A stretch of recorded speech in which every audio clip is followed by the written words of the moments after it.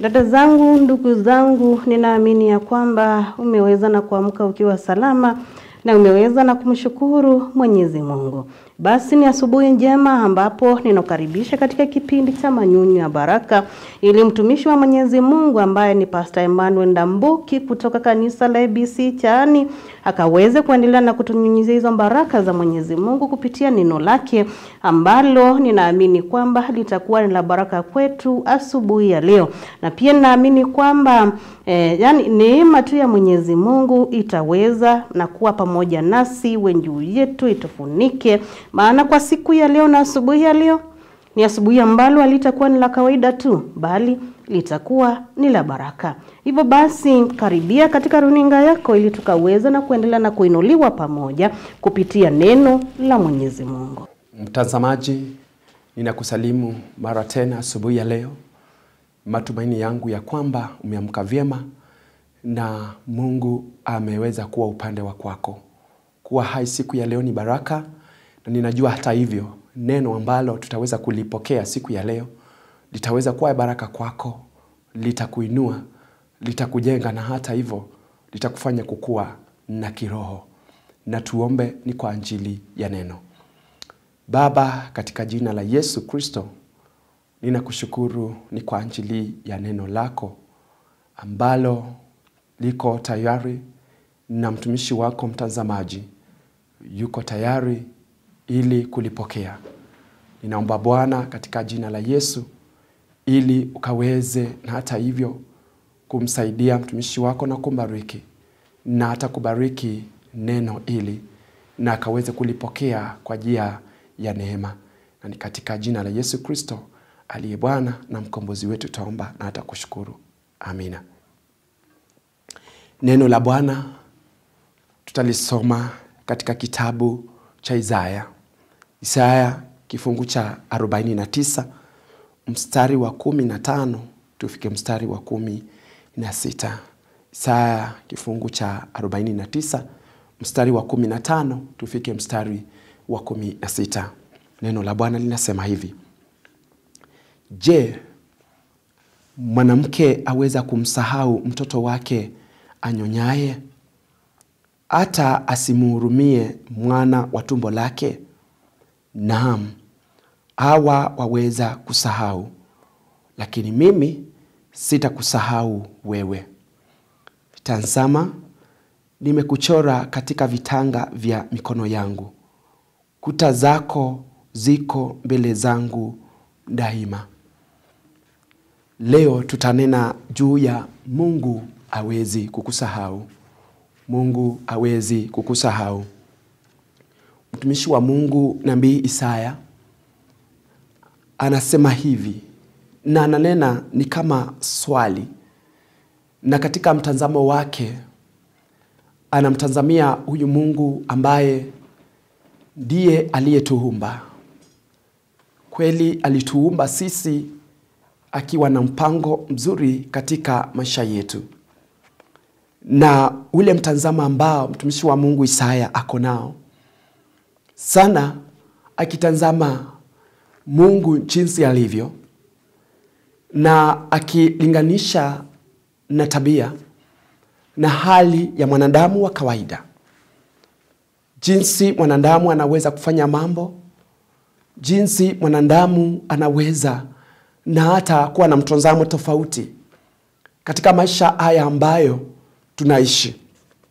Na katika neno hili ambalo mtumishi wa Mungu Isaya anasema, anauliza kama swali, je, mwanamke anaweza kumsahau mwana wa tumbo lake hata asije akamhurumia? Ni kweli, jibu ni ndio, kwa maana mtumishi wa Mungu anasema, nahamu hawa waweza kusahau, lakini mimi sitakusahau wewe. Haya ni maneno yake Mungu. Anasema ya kwamba mwanamke anaweza kumsahau mtoto ambaye aliyemzaa, mtoto ambaye alimbeba katika tumbo lake, na hata akakaa naye miezi 9, akapitia ule uchungu wa kumzaa. ni kweli anaweza kumsahau mtoto wake. Lakini Mungu anasema kwake sio hivyo. Kwa sababu mtazamo wa Mungu na hali ya Mungu ni tofauti sana na hali yetu sisi kama wanadamu. Ni kweli mwanadamu anaweza kusahau, lakini Mungu yeye mwenyewe hawezi kutusahau. Na ndio sababu anasema ya kwamba Mungu yeye mwenyewe ametuchora katika vitanga vya mikono yake, mahali pale ambapo anaweza kutuona, mahali pale ambapo anaweza kututazama na kutuona, na akajua na akatuelewa na hali zetu, na akajua na akaelewa na njia zetu. Tukitazama tunaona na tunashuhudia hata mambo ambayo yanatukia, matukio ambayo yako. Ni kweli tumesikia kila kukicha. Tunasikia mama amemzaa mtoto, amemrusha na hata katika majara, na hata wengine wanawarusha watoto wao katika vyoo, na hata wengine wanaafya mimba. Ni kweli hiyo ni hali ya mwanadamu. Hiyo ni hali na tabia za mwanadamu. Anaweza kusahau ule uchungu. Anaweza kusahau yale mambo na mapito ambayo aliyapitia katika ule ujauzito. Na anafanya mambo kama haya. Angalia tu tabia ambayo iko. Angalia mambo ambayo hayako. Hawana huruma hata kidogo. Hata hawawezi kukumbuka uchungu wote wa uzazi. Hawawezi kukumbuka mapito ambayo labda mtu aliyapitia. Na wanarusha watoto wao katika majala. Wanawaafya watoto wao kwa sababu wanasahau ule uchungu. Lakini maumbile ya Mungu, lakini tabia zake Mungu ni tofauti sana na tabia za mwanamke, tabia za mwanadamu, ambaye anaweza kusahau haraka sana. Anaweza kusahau mauchungu, anaweza kusahau mapito, anaweza kusahau changamoto alizozipita. Lakini Mungu wetu ni tofauti. Na ndio sababu anasema ya kwamba ametuchora katika vitanga vya mikono yake, na kuta zake ziko mbele yake daima. Ni kweli Mungu wetu muonekano wake ni tofauti. Mungu wetu ni tofauti sana. Angalia huyu Mungu mtazamaji. Mungu aliyekufanya ukazalika, Mungu aliyekufanya ukae katika ulimwengu huu. Ni kweli unayo mambo ambayo unayapitia. Changamoto kila siku tunahesabu. Magumu ya maisha tunahesabu. Wakati mwingine tunamtazama huyu Mungu na hata tunanena na katika vinywa vyetu. Unaona watu wengi wanasema ya kwamba Mungu amenisahau. Mungu leo anasema ya kwamba kama vile alivyonena na wana wa Israeli kupitia kwa mtumishi wake Isaya, ya kwamba Mungu hawezi kutusahau. Mungu hataweza kutuacha. Amekuchora wewe katika vitanga vyake vya mikono yake. Mungu yeye mwenyewe anakujua. Mungu yeye mwenyewe anakupenda. Mungu ni tofauti na jinsi mwanadamu alivyo. Tazama mwanadamu, Mungu anawatambua walio wake. Je, unafahamu ya kwamba wewe ni mtoto wa Mungu? Unafahamu ya kwamba wewe ni mtu ambaye Mungu alikuumba? Mungu hawezi kukusahau. Mungu hawezi kukusahau na kukumbusha hivyo tena. Amekuweka sawa sawa, ataweza kukuacha huyu Mungu. Hao walio wake, anasema ya kwamba hao ni wake, kwani wanamtumainia na kumtegemea yeye. Ni kweli anakuhesabu wewe kama wake, kama unamtumaini. Kumbuka neno la jana, kama unamtumaini huyu Mungu na unamtegemea yeye, anakuhesabu wewe kama wake. Na hataweza kukusahau wewe, hataweza kukuacha wewe, hataweza na hata kukutazama ukaweze kuhangaika. Hataweza kukutazama wewe ukazidi kuangamia kila wakati. Hapana. Mungu huyu anayekupenda, Mungu ambaye anakujali, Mungu huyu ambaye anakuona wewe kama mtoto wake hawezi kukusahau. Mungu hawezi kukuacha, kwa maana anakuhesabu wewe kama mtoto wake. Mtazamaji, ukimtegemea na kumtumaini huyu Mungu, hatakusahau wala hatakuacha kamwe, bali atazidi kukubariki sana. Je, ni mambo yepi ambayo unayaona? Ni mambo yepi ambayo unayapitia leo na unaona huyu Mungu ni kama amekusahau? Mungu anasema leo amekuchora, amekuweka wazi, amekuweka katika moyo wake, na yuko tayari kutembea pamoja naye. Mtumaini huyu Mungu na hataweza kukusahau kamwe katika mambo yako na katika maisha yako. Bwana akubariki na akaweze kulibariki neno lake takatifu. Amina. Na tuombe.